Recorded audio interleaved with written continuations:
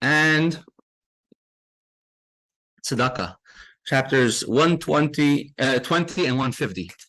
Lam not sayach mizmer leDavid yanchadin ibim Sarah Isaac Hashem Yaakov Yishlach Ezra Mikodesh Mitzin Yisadeka Yiskakam Chasacha Vaylas Vayadash Nesela Yiten Chachav Vacha Vachalatzasa Yimale Nanana Bishua Sacha Vashem Elheinu Nidgal Yimali Adinai Kam Shalisacha Atiyadati Kishi Adonai Mashiach Yanei Mishmekacha Bigores Shayaminai Eleva Rechav Eleva Susan Menachnu B'Shem Adinai Elheinu Naskir Hey, Makaro v'nafalo anachnu kamnu v'nisayda Adonai Yeshia Melech Yaneinu v'yayim karenu. Now chapter 150. Hallelujah, hallelujah, b'kadshai, hallelujah, b'kiyahuzai, hallelujah, b'guraisav, hallelujah, k'raiv gudlai, hallelujah, b'seika shofar, hallelujah, b'nevel v'chinar, hallelujah, b'soifu machol, hallelujah, b'minim v'ugav, hallelujah, b'tziltzalei shama, hallelujah, b'tziltzalei seruah, kol hanishama, hallelujah, hallelujah. And if you have a pushka, hallelujah. Some money in the pushka, please. We have a special background that makes a pushka disappear. Okay, we will continue now with the Gemara. We finished the Mishnah on Shalom Aleichem Reb Label. The Mishnah we finished on Daf Chaf Amadeus 20b. The Mishnah listed off a whole slew of mitzvahs that can only be done by day. And of course, we concluded with mitzvahs that can be done either only by night or kosher the entire night. Now the Gemara is going to go through all the mitzvahs one by one, finding the source for every single one of these mitzvahs. How do we know this mitzvah can only be done at night? If you have a Art Scroll Gemara, we are on 20b2. We're almost done this parak, almost done this chapter. Mitzvah at the end of this week, I think we should be done this parak. Maybe before, maybe tomorrow. Says the Gemara, having listed many mitzvahs that can only be done during the day, but they can be done anytime during the day unless specifically limited by the Torah. For example, davening mincha or Tiferes or something like that, which can only be done at a certain time during the day. Minolan asks the Gemara, what is the source for Megillah that we must read the Megillah during the daytime hours, but it can be done anytime during the daytime hours? You don't say you have to do Megillah only in the morning. For example, after Shacharis, how do we know Megillah can be done any time of the day? Just give Rabbi Park Gemara. Here also, if you want to follow along the time. Sorry. So says the Gemara, how do you know that? The Amar Kra, because we have a verse in the Megillah which says, "V'hayamim ha'ele niskarim v'nasim," and these days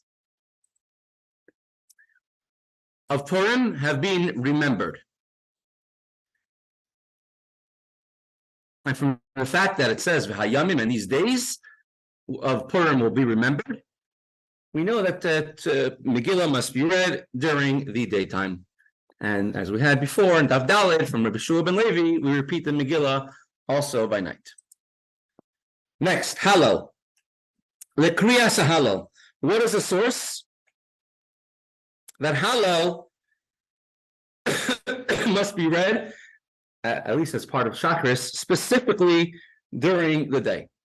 So we bring a pasuk, a verse from Hallel. We say, "Mizrach shemesh ad mevoyai mehulul shem Hashem." From the sun rising in the Mizrach, in the east, ad mevoyai, until the sun sets, mehulul shem Hashem. Mehulul means you can say Hallel. You can praise the name of Hashem, the name of God. Meaning that Hallel can only be said from when the sun rises in the east until it sets in the west. So, as Rashba explains, that Hallel must be said only during the day.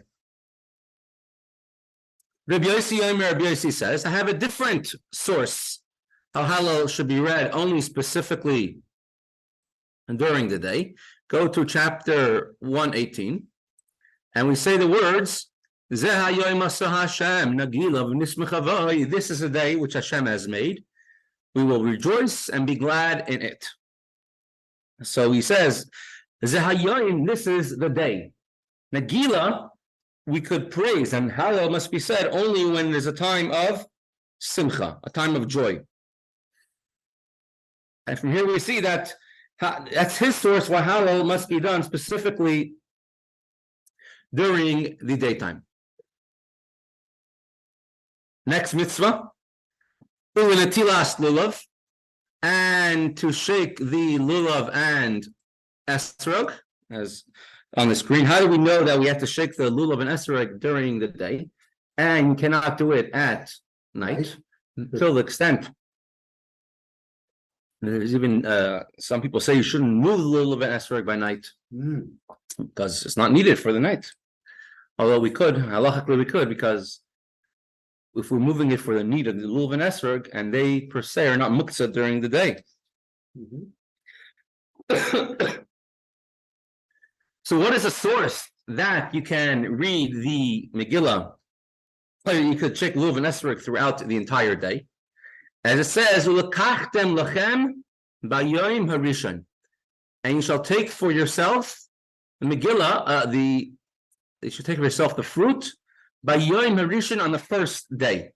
And there you see that you can only shake lulav and esrog during the day.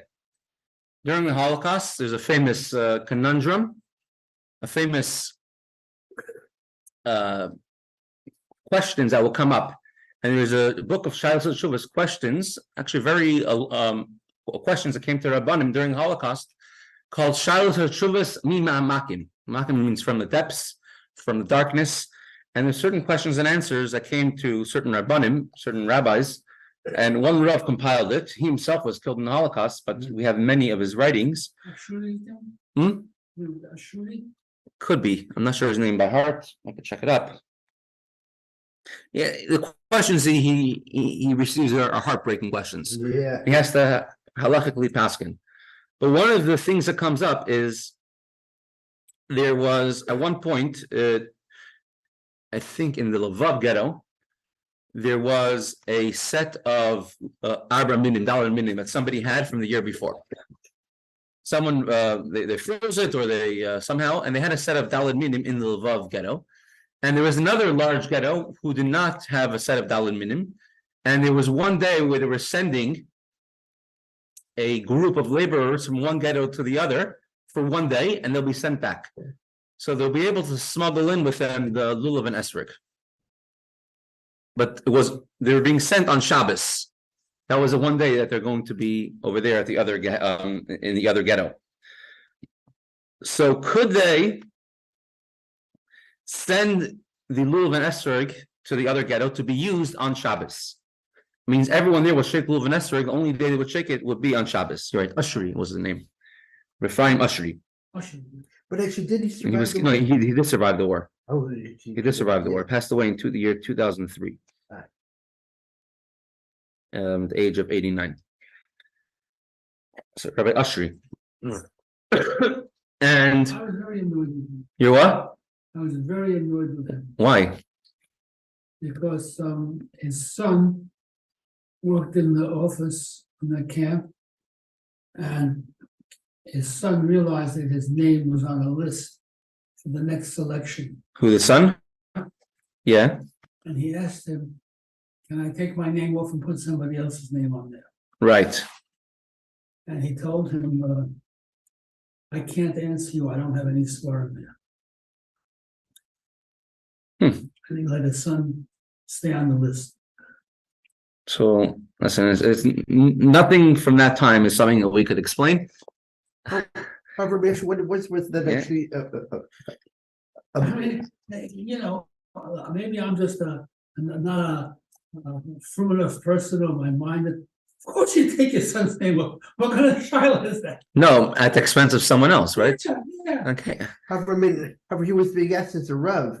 He wasn't being asked as a father. He was being asked as a Rav. Exactly. Please. Well, he didn't know what to say. Get me started on this. This one really bothers me. However, actually, what it was that he wasn't paskening actually yes or no. Actually, what it was that he said actually he doesn't have this form, or he's not able to actually pasken. So now it's left to the person to decide. I actually either way because another. Yeah, my violin. Yeah. Anyway, so but the end of the story, okay, right now in Pittsburgh, it's I think it's till this week. There's a exhibit you could see. It's called Violins of Hope. It's all violins which were from the Holocaust. Each one has their own story. One of them was in Auschwitz in the orchestra. One of them was a lot of heartbreaking stories. One of them was sent out of squeezed out of the window of a cattle car. There's unfortunately the topic is a long topic, but at the end of the day, they brought the lulav and esrog on Shabbos, and there was a line of thousands of Jews who on Shabbos went and shook a lulav and esrog. That was the only day that they did it, and they made the bracha shechiyanu and shook a lulav and esrog on Shabbos. And that ended up being the halach. Yeah. I mean, that's what Rabbi Ashmi's son you're saying? Yeah, I mean he got remarried after the war. He had many more children. Yeah. He wasn't paskening actually what his son should do. What with it? He didn't paskin. I don't know. Again, there's nothing to say one way or the other. Yeah. We simply didn't know what to say, so actually his son actually decided not to do. You can find this in the I cannot. I mean, my son. That's true. The only thing, I mean, we may have actually done differently. Like in Eretz, you're willing to send your son to the front line to go into the tunnels? But I'm trying to say is that it's like somebody's got to do it. Not my son. That's true, but at the same time, though, it's like First of all, he's too old. He's 55. Okay, let's continue the Gemara. So from there is a source they can only shake lulav and esrog during the daytime, not by nighttime. Here, shofar. What's a source you can only blow the shofar during the day? Dichsiv, as it says, Yom Teruah Yilechem. It should be a day of Teruah, of blowing of the shofar, as it says in the Torah. That means the entire day is a day of blowing of the shofar. Even when you're not blowing the shofar, that's how the day is defined. Continues in Musafin. How do you know the carbon musaf has to be specifically brought during the day? Tichsiv, as it says, Dvar Yom B'Yoimai. You should bring the carbon every single Dvar Yom B'Yoimai. This is in Parshas Emor. All right, every single specific day has its special carbon, so the carbon can only be brought during the day. And Viltfilas on Musafin, how do you know you could only daven Musaf during the day? Tichsiv, as it is written, the Musafin Shav Yerabanan. The Chachamim, the sages, made the carbon Musaf and the prayer of Musaf, which is to make up for the carbon Musaf, they made them equal. And therefore, just like you could bring the carbon Musaf the entire day, it doesn't have to be. You don't say Zrizim Akdim in the Mitzvos. It should be done at the first possible moment. So too, the tefillah, the prayer of Musaf, can be done throughout the entire day. And like Rabbi Carr brought yesterday, if one is davening Musaf late in the afternoon, then according to halacha, they should first daven mincha and then daven Musaf. Which one you have? Which what? Line. The line starts Ula Tfilas. Right, the last word in the line is Ulavidoi. Ulavidoi Parim. For the confession of the bulls. This is when a Kohen Gadol, a high priest, has to bring a certain carbon for a confession for a sin that he did, or the Sanhedrin, and I even brought a picture of them somewhere. Sanhedrin also brings a carbon for one of, if they made a wrong decision. It has to be done during the day. The confession, the carbon has to be done for sure during the day. Could they do the confession by night? Let's say if somebody has to travel, could they do the vidu the night before? They have to do it by day. How do you know? Yalif kapara miyoim hakipurim. For we learn from Yom Kippur we learned that one must do anything which atones only during the day. And we have what's called a Gzeir Shava, when two similar words are in a pasuk. On the one hand, it says, by Yom Kippur, Aaron, the high priest, should bring the bull, and he should atone for himself and for his family. So on Yom Kippur, we have the word atone, which must be done specifically during the day.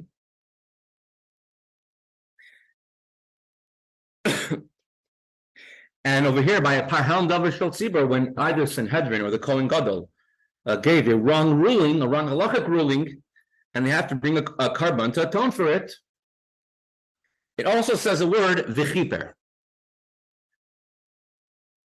B'kaparas dvarim hakasav medaber.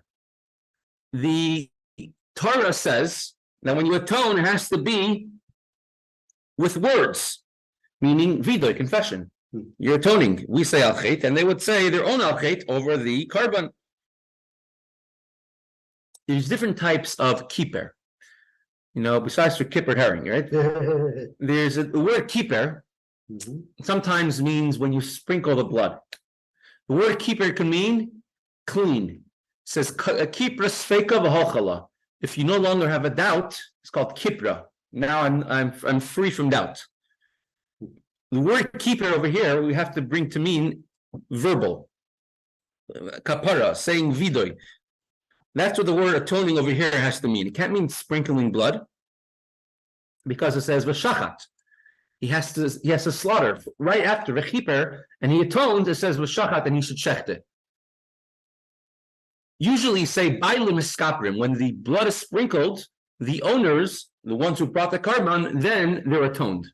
That happens later on after the animal is shechted. After the animal is slaughtered, you accept the blood, and then the blood is sprinkled, and then we say kipra bailim, iskapru bailim. The owners were atoned. Here, the word in the pasuk is the chiper ba'adoi v'adbei. So he should atone for himself and for his house. The shachad, and then he should shecht, then he should slaughter. So it can't be talking about sprinkling the blood because there's no blood. The animal's not shechted yet. So atoning over here must mean verbal, confession, saying the words. And if saying the words, that means vidoy, kapara. And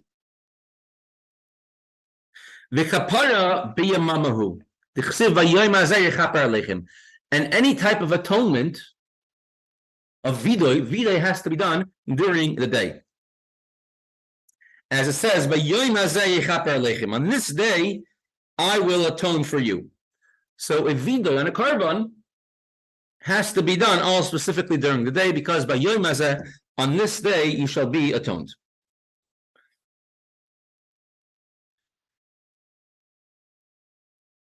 Similarly, vidoy meiser, when somebody would bring a tenth of their crops to the Beis Hamikdash, they'll have to do a special kapara, vidoy.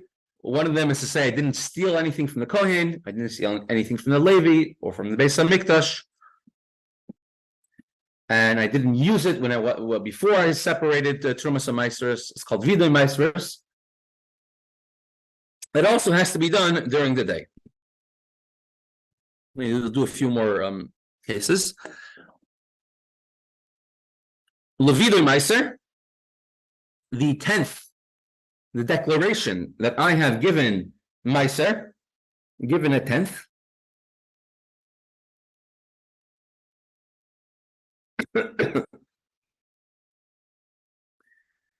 This says, as it is written, this is in Parshas Kisava. You said it, you should say in front of Hashem,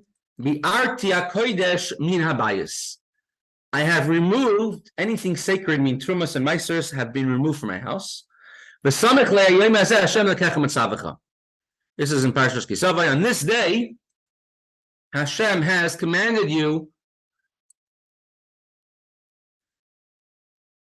you should say in front of Hashem, I removed any holy things from my house. I have no more Trumas and Meisers. Now I can enjoy all my leftover grain and produce, because Truma and Meiser was already separated. Several psukim later, right after the vida is over, we say, Pasuk Kazayin, Hayoim Hazeh, this day Hashem commands you to do all the mitzvahs and serve Him with your heart and your soul. It's a famous parsha of Eidos where Hashem makes us, warns us to fulfill the Torah mitzvahs. Soon afterwards comes blessings, and then opposite of blessings, Teichacha, at the end of Parshas Kisavai. The curse is if we don't listen to the Torah.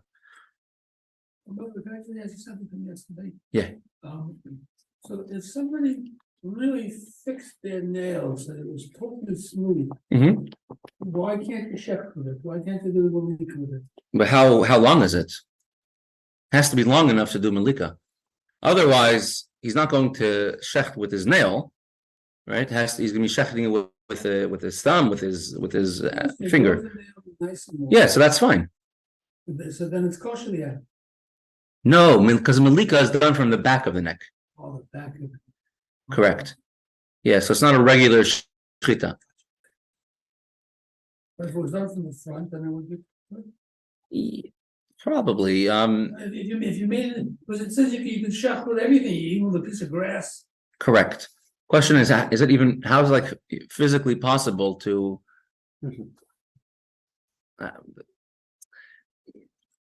Make a pet nail. make a nail? How do you know it's not drasa? You know what drasa is. Drasa is pushing with your hand. Years ago when I learned shchita, and there was somebody else who was learning, and when they're doing a shchita, they had their finger on top of the blade of the knife, and the one who was teaching us, he goes, stop, totally not kosher. Two reasons. One is called chalada, the blade is hidden, it's hidden by the finger. One is called drasa, you're using power. Instead of using the power of the knife, using the power of your hand now to push it down. It's called drasa, and it's not for shachat, you're not shechting it, your hand is part of the shchita. And he made It's one of the 5 hilchos shchita. And he managed actually to prevent him actually from doing it part of the shchita until he removed his finger, right? No, meaning everything then was for not kosher at any rate. Oh, It's practicing. People which are you're practicing a live animal, or you're not practicing? Well, You're practicing at the live animal, and hopefully it'll be actually good enough. Otherwise, the meat goes to the goy, right? no, yeah. When you're learning, all the meat goes to the guy. See, the only religion which hopes that not everybody converts to Judaism is we need goyim. Correct. Right. So I've never seen anybody actually shecht a fingernail, possibly kosher. I don't know.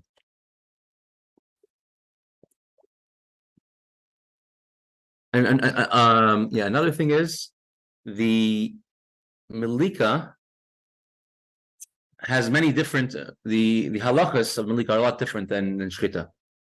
So shchita has how far they have to shecht, etc. Many things are different. The smicha v'leshchita. When you bring a carbon, you have to lean your hands on the animal, and usually the vidoy, right? Al-chet. That is usually done during the smicha. When one is leaning on the animal, they say al-chet. Now, although we already learned before in the Mishnah, and the Gemara explained how vidoy has to be done during the day. So you might say to yourself, okay, if the confession when you bring the carbon has to be done during the day, and the confession is always done during the smicha while one is leaning on the animal with all their strength, so it follows that smicha, leaning on the animal, also has to be done during the day. So why do we have to say both of them? Just say one of them, and the other one should go along with it. It's like saying, I parked my car over there, and the right wheels were parked. I mean, assumingly, if you park the right wheels, left wheels were also parked. So why do you have to say both cases in the Mishnah that it must be done during the day? That vidoy over a carbon has to be done during the day, and smicha, leaning on the carbon, also has to be done during the day. Smicha is what you're doing is smicha is when you're giving over power to somebody else. Moshe gave power to Yeshua. A rabbi gives a power for another rabbi to paskin by smicha. So here you're giving over your power, meaning you're either your oily want to get closer to Hashem, or your atonement, your sin, and your punishment, you're giving it over to this animal and putting all your strength in it and giving over that to the animal, and that is brought on the Mizbeach. So why does it have to separate into two different parts, two different clauses? And so the answer is that there's one type of vidoy which is not connected necessarily to smicha, to leaning. You could do a vidoy even if you're not leaning on a carbon at that point, as a vidoy of Yom Kippur. It could be a separate vidoy which not necessarily has to be with a carbon, because a Kohen Gadol is allowed to send a carbon to somewhere else. So therefore we have to say both of them, smicha and vidoy. The chsiv, how do we know that leaning on the carbon has to be done during the day? It says v'samach v'shachat. It says one, it should be right over here. 6 out of this. V'samach yadai al reish karbanai. We'll open it again. It says, and he should lean his hands on the head of his carbon. And then he shall he should slaughter it in front of the tent of meeting. This is a shlamim carbon. So both of them have to be done at the same time. Smicha and shchita.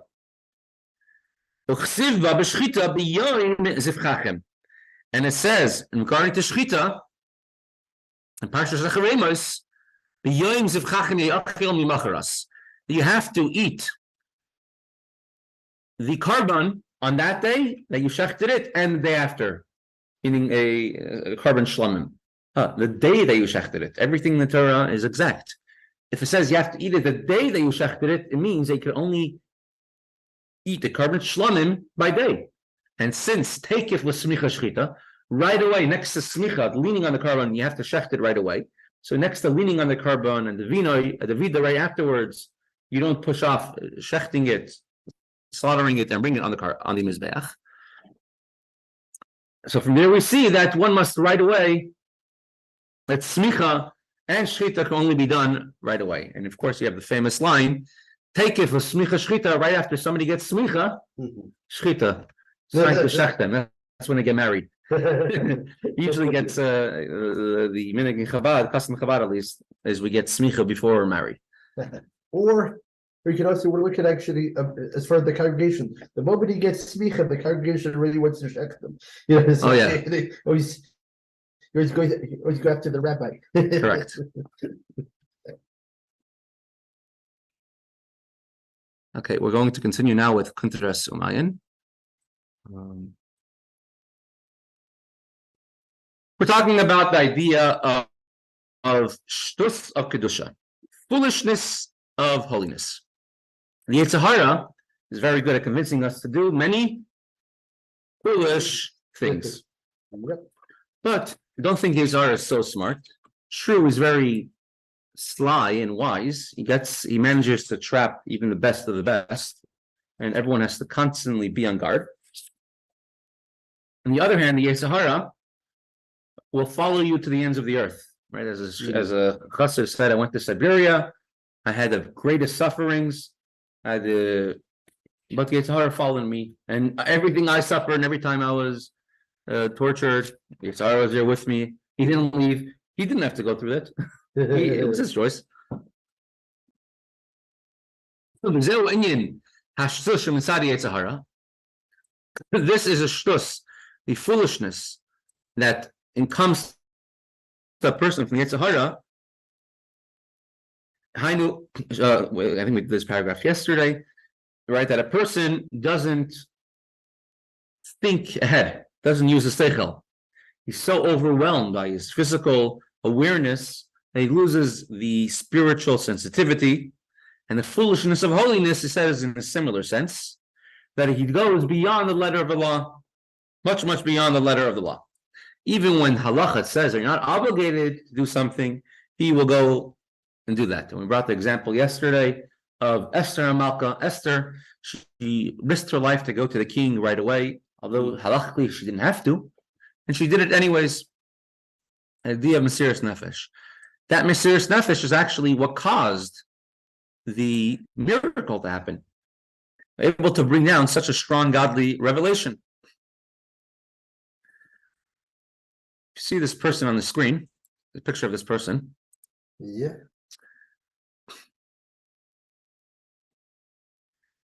His name is Simon Yakovshvili. Simon Yakovshvili, or as he changed his name afterwards to Jacobson. His name is Simon Jacobson. And if you know today, there's a Simon Jacobson who came to author of Towards a Meaningful Life is his grandson. Rabbi Yossi Jacobson is his grandson. Got to know several of his sons. He looks like a Jacobson. He's a Jacobson. And here is actually another picture of him. This is from when he left, when he managed to escape Russia on the false passports. He passed away in 1952. He was born in 1902. Lived only 50 years. He came here, United States on a false passport. Right? He left Russia on a false. He escaped Russia on a false passport. I remember he was accepted in the United States as a citizen, though, right? No, he lived in Canada, in Toronto. Oh. And he was a Rav of a shul in Toronto, and he passed away very shortly afterwards. He managed to get Canadian citizenship, huh? Don't know. I'm not sure. All three of his children were all born in Russia, as far as I understand. So this, in the summer of the year 1924, the Frierdiker Rebbe called in 9 Hasidim, all graduates, you could say, of Tomchei Trim, the Yeshiva in Lubavitch, started by the Rebbe Rashab, and being run by the Frierdiker Rebbe, which was a very unique yeshiva, and he made what's called a pact of Mesiras Nefesh. A bris, we made a covenant, we're going to strengthen Yiddishkeit in Russia till the last tipas dam acharin. It's called the last drop of blood. Out of this entire group, most of them ended up either being killed or dying in the concentration camp, in the gulags. Some of them killed by the Nazis. Most of them did not make it out alive. Rabbi Simon Jacobson, he was Simon Yakovshvili, he was actually one of them. He was one of the 9 people who the Frierdiker Rebbe made this bris, this covenant with, to strengthen Judaism, strengthen Yiddishkeit. He was born in a country called Georgia, which is part of the Soviet Union. His ancestry was all the way back in Georgia, or was it actually that they migrated actually down there? He was born in Georgia. But what about his parents and stuff? Not sure. Probably for several generations. There was a great chassid named Shmuel Levitin, who was sent by the Frierdiker Rebbe to go to Georgia, Kutaisi, Tbilisi, and to open yeshivas and chadarim there. And many great Chabad Chassidim came out of Georgia. They sent many Bachrim to Yeshiva, Tomchei Tmim in Lubavitch. Many times the branches of the underground yeshivas, Tomchei Tmim, were in the country or in the cities of Georgia and Tbilisi. And so he was sent to the city of Lubavitch by Shmuel Levitin. Many great Chassidim who were all shluchim at one point or another in Georgia. Stalin himself came from Georgia, so perhaps maybe he was a little more lenient with Georgia. There was much less persecution. Well, I mean, it also may have been actually hard because remember, places that were more Asiatic in culture. Correct. It's like you're going to be trying to impose actually atheism. Just like in China, like it's harder for China, to impose. It's in the outer layers. It's easier, more city people. No religion for you guys. Right. So Simon Yakovshvili, he was tasked by the Frierdiker Rebbe to go to shuls every single Shabbos, go from shul to shul, speak words of chassidus, encourage the people, make them to make shiur in every place. They should set times to learn, send the children to chadarim, strengthen Mitzvos. And he did a very daring move. So the Georgia was pretty far off as a province, right, of the Soviet Union.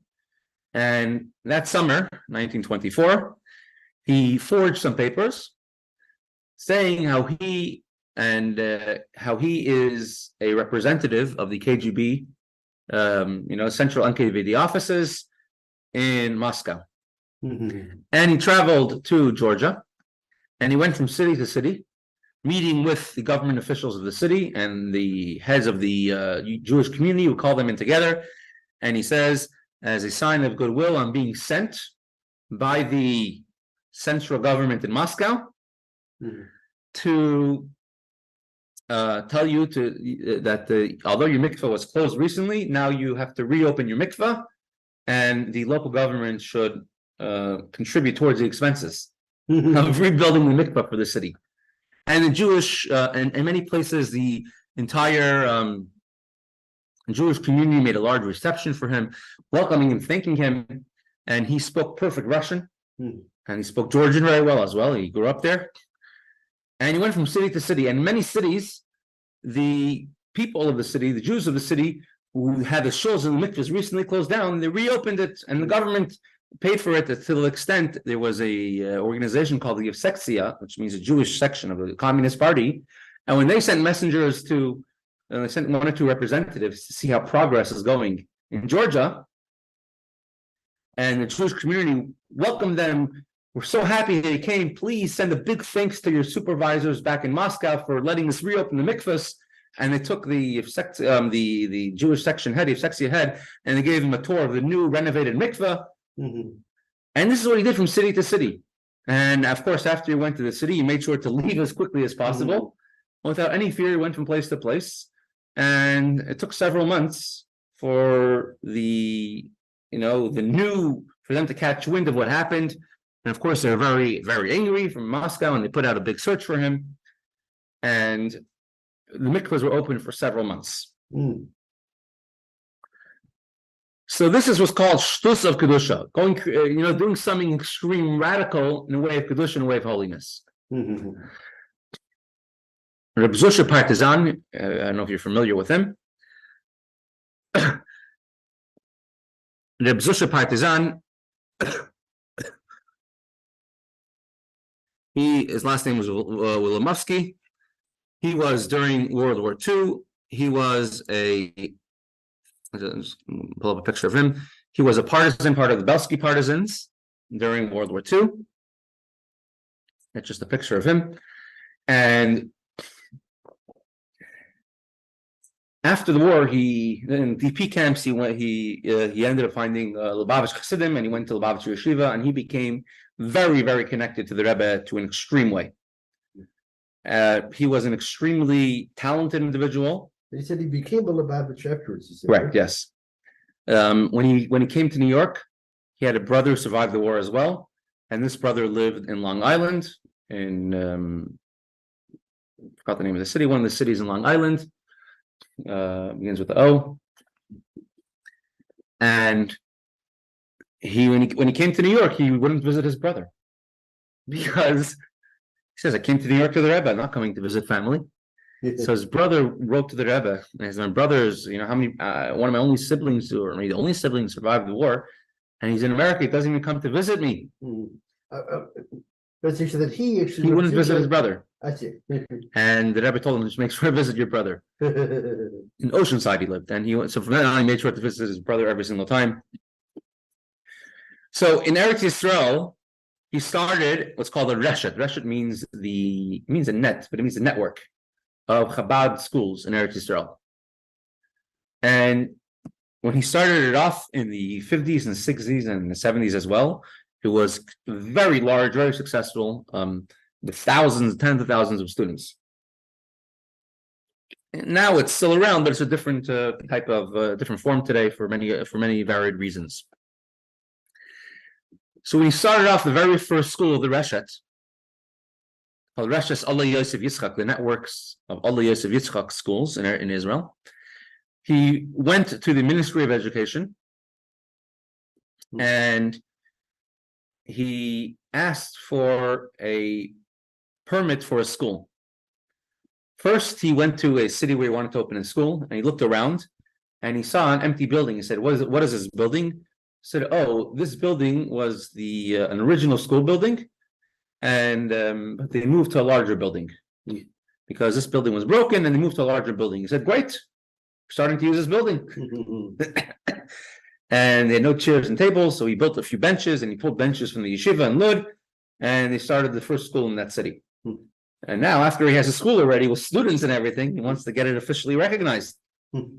And every day we're coming from the education department, from the police department to close down the school. So he tried getting it officially recognized as school, and there was nothing doing.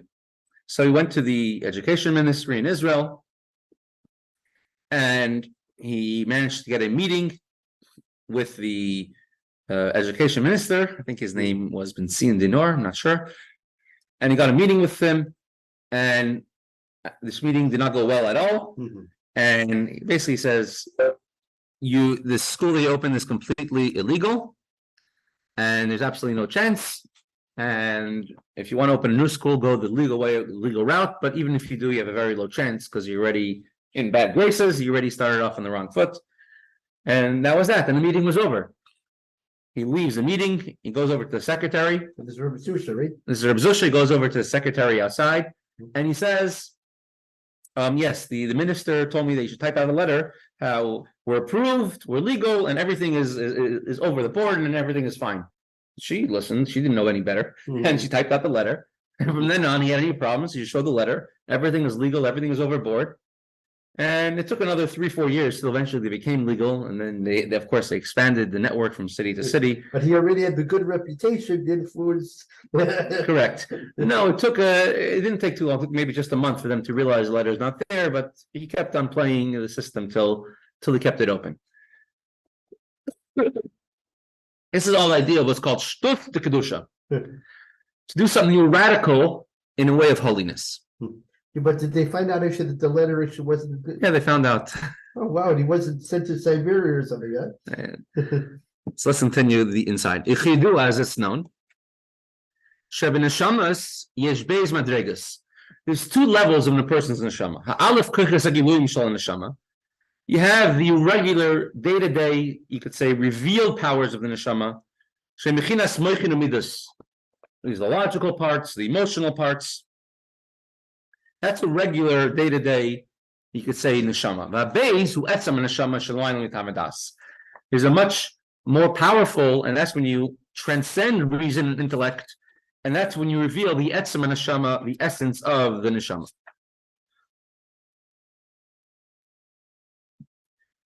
In every single neshama you have, as it says in chapter 1 of Tanya, 2 levels, 2 souls. In the soul itself, you have what the Friedrich Rebbe called is a neshama inside of a neshama, soul inside of a soul.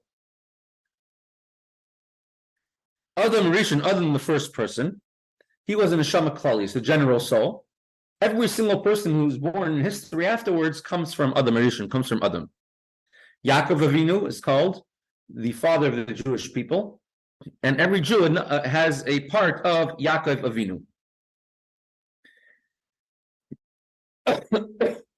The etzem neshama, the essence of the soul, every single Jew receives from Yaakov Avinu, and they receive inheritance. And as it says in Tanya, to tap into the chachma, in Tanya it's called, but to tap into the essence of the soul will give you power to overpower the Yetzer Hara.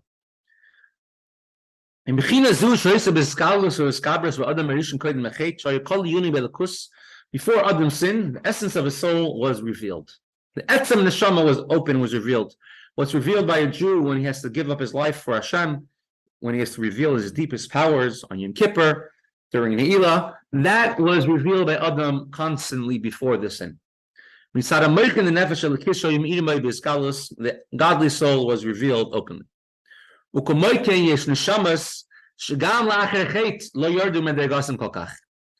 there are certain souls that were not so affected by Adam HaRishon, by the sin. And the good and the evil were not so mixed up. Umeir behem or nashum elekis, and the godly soul is shining in a very powerful way. Yesh lemadas v'asag b'elikus, and these neshamas have knowledge and comprehension of Hashem, of godliness. Uvazeh kol iskam tamid, and this is what occupies them constantly. The einam shayachim.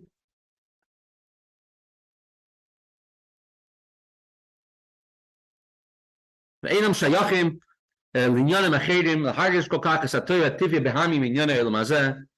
And they're pretty unsensitive when it comes to worldly concerns, physical concerns, animalistic concerns. They're not too sensitive to that. True, they're not holding quite the level of Adam before the sin, before the good and evil got mixed up, which he had no connection at all to any type of physical sensitivities. But they don't have a strong sensitivity for the natural. They're not so convinced by the Yetzer Hara. And they understand this truth and they know this truth, as aforementioned, all the previously mentioned calculations. Kitzer, bullet point summary. Hashem gave person naturally divine sensitivity.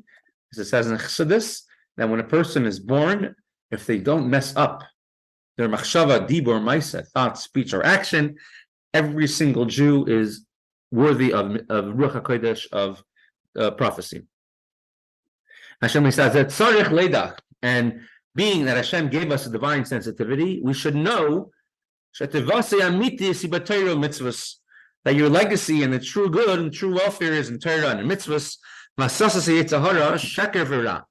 And being persuaded by the Yetzer Hara is false and evil. However, the fact that a person becomes sensitive to natural things is as a result of the sin of the tree of knowledge,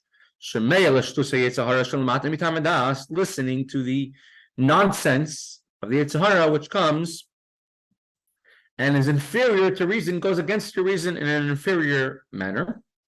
And we brought several examples of the nonsense or the foolishness of Kedusha. In a super rational way. And there are certain people which, although they are affected by the sin of Adam Rishon, the sensitivity to holiness is still overpowering, much stronger than sensitivity to non-holiness.